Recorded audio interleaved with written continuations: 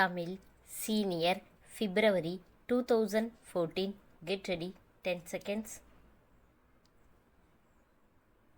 5 seconds.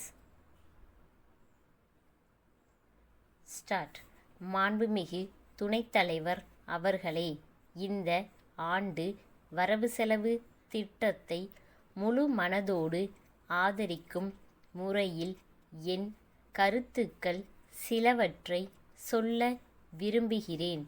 இவ்வாண்டு சமர்ப்பிக்கப்பட்டுள்ள வரவு செலவு திட்டம் எதிர்காலத்தில் ஏழைகளுக்கு நல்ல வழிவகைகள் வகுக்கும் திட்டமாகவும் மக்களுக்கு பொறுப்பு உணர்ச்சியை எடுத்துரைக்கும் திட்டமாகவும் இருக்கிறது.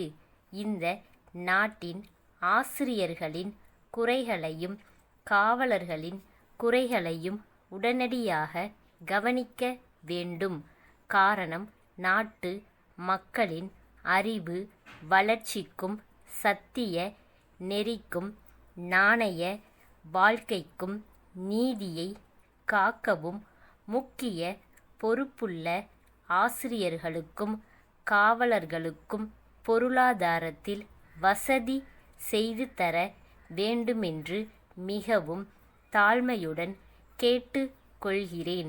ஆசிரியர்களுக்கும் காவலர்களுக்கும் அவசியம் ஊதிய உயர்வினாலோ வேறு விதமாகவோ அவர்களின் பொருளாதார முன்னேற்றத்திற்கு வழி செய்ய வேண்டுகிறேன். இது அரசின் நிர்வாகத்திற்கு மிகவும் அவசியம் எனவும் வற்புறுத்துகிறேன்.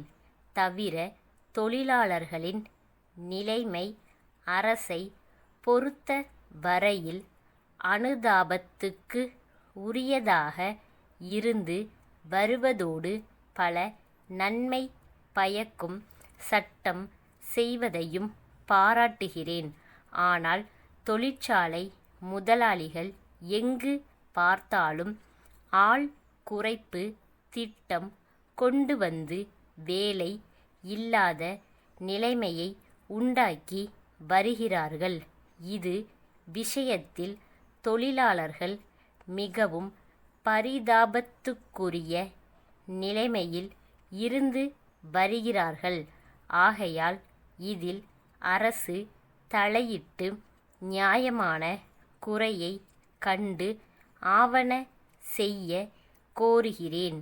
கிராமங்களில் வேலையில்லா திண்டாட்டத்தை போக்க கிராமங்களில் இருக்கும் புறம்போக்கு நிலங்களை ஏழை விவசாய மக்களுக்கு கொடுத்து கூட்டுறவு முறையில் பயிர் செய்தால் வேலையில்லா திண்டாட்டத்தை போக்குவதோடு உற்பத்தியையும் பெருக்க வசதி ஏற்படும் என்று கூற விரும்புகிறேன். அடுத்து, மீன்பிடிக்கும் தொழிலில் ஈடுபட்டு கடல் ஓரங்களில் வசிக்கிற மக்களுக்கு அரசு தனி இலாகா அமைத்து அவர்கள் குறையை போக்க பல முறைகளில் வேலை செய்தாலும் உண்மையில் அரசு நினைக்கிற அளவுக்கு அவர்களுக்கு நன்மை கிடைக்கவில்லை என்று சொல்லலாம்.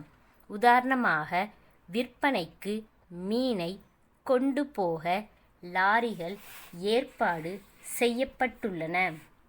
ஆனால் இதன் மேற்பார்வையை அந்த சமூகத்தில் இருப்பவர்களுக்கோ அந்த சமூகத்தினரால் நடத்தப்படுகிற கூட்டுறவு சங்கங்களுக்கோதான் கொடுக்க வேண்டும் என்ற நிபந்தனை இல்லாததால் தனிப்பட்டவர்கள் கூட இதை நடத்துகிறார்கள்.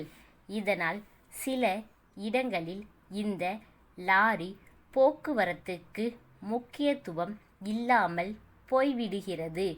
ஆகவே இந்த வேலைக்கு அந்த சமூகத்தில் பிறந்தவர்களை முன்வைத்து மீன்துறை வேலை செய்ய வேண்டுமென்று கேட்டுக்கொள்கிறேன். மேலும் இவர்கள் தொழிலுக்கு மிக முக்கியமான கட்டுமரங்களை அரசே முன்பணம் போட்டு வெளியிடங்களிலிருந்து வரவழைத்து மீன்பிடிக்கும் ஏழை தொழிலாளர்களுக்கு நியாயமான விலையில் கொடுத்து இந்த ஏழை சமூகத்தை ஆதரிக்க கோருகிறேன்.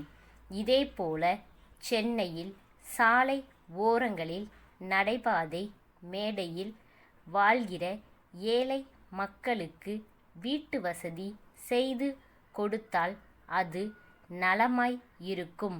மும்பை வள்ளுவர் கூட்டமைப்பிடமிருந்து சென்னை திருவாளர்கள் முருகன் கூட்டமைப்பிற்கு எழுதும் கடிதம்.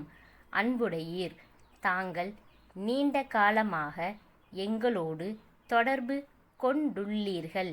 எங்களுடைய பொருள்கள் நாடு முழுவதும் நல்ல வரவேற்பை பெற்று வருகின்றன. இது எங்களுக்கு மிகுந்த உற்சாகத்தை ஏற்படுத்தியுள்ளது. எனவே இப்பொழுது நாங்கள் எங்களுடைய தொழிலை விரிவாக்க முனைந்துள்ளோம். அதற்காக சில நவீன கருவிகளை வாங்க வேண்டிய அவசியம் ஏற்பட்டுள்ளது. அவைகளை வாங்கி நிறுவுவதற்கு சிறிது காலம் ஆகலாம். அதனால் இடைக்காலத்தில் இப்பொழுது உள்ள உற்பத்தி திறனுக்கு தடை ஏற்படக்கூடிய வாய்ப்பு உள்ளது. ஆகையால் கோரியுள்ள பொருள்களை அனுப்புவதில் கொஞ்சம் காலதாமதம் ஏற்படக்கூடும். புதிய கருவிகள் நிறுவப்பட்டு உற்பத்தியை கூடிய விரைவில் அதிகரிக்க நாங்கள் முயற்சி செய்து கொண்டிருக்கிறோம். வாடிக்கையாளர்களுடைய கோரிக்கைகளையும் தேவைகளையும் பூர்த்தி செய்ய நாங்கள் ஆவன செய்து வருகிறோம். தற்போது உள்ள காலதாமதத்திற்கு வருந்துகிறோம். இதனால் தங்களுக்கு ஏற்படக்கூடிய சிரமத்தினை பொருட்படுத்தாமல் எங்களுக்கு தங்கள் ஆதரவை தொடர்ந்து அளித்து வருவீர்கள் என்று நம்புகின்றோம். தங்கள் நம்பிக்கையுள்ள ஸ்டாப்.